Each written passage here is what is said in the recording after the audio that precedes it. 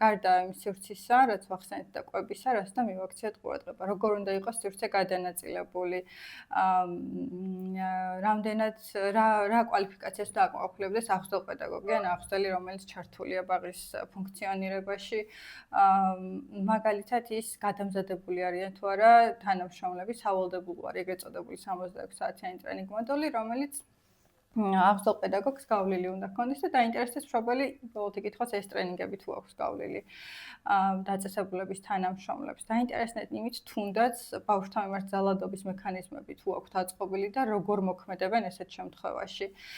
ხშირად ამბობენ ხოლმე მშობლები, რომ ლაივ კამერები არის პრევენცია, მაგრამ აი ეს შემთხვევები, რომლებიც გამოვიდა, ჩვენ იმას გვარწმუნებს, რომ კამერა პრევენცია ვერ იქნება, მაგრამ კამერა თუ ჩვენ ვიყენებთ პროცესის მონიტორინგისთვის და ხარისხის მართვის გაუმჯობესებისთვის, რა თქმა უნდა, ეს მისაღებია, ხო?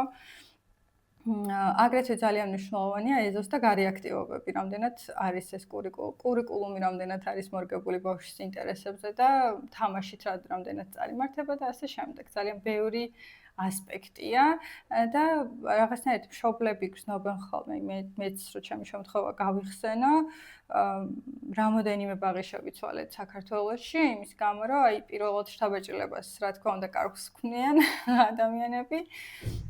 მაგრამ პროცესში შეიძლება რაღაც კრიტიკული დარღვევა არ აღმოვაჩინოთ, მაგრამ რაღაცნაირად მივხვდეთ, რომ აღზრდელობითი სტილი, მეთოდები არ ემთხვევა იმას, რასაც ჩვენ ოჯახში ბავშვს ვასწავლით, ან როგორი მეთოდებითაც ჩვენ მას ავხსნით სახლში, ხო და კრიტიკულად მნიშვნელოვანია, რომ ბაღის თანამშრომლების, ანუ აღზრდელების და მშობლების ხედვა იყოს მსგავსი და დაახლოებული იმისთვის, რომ ბავშვის განვითარება მოხდეს სრულყოფილად.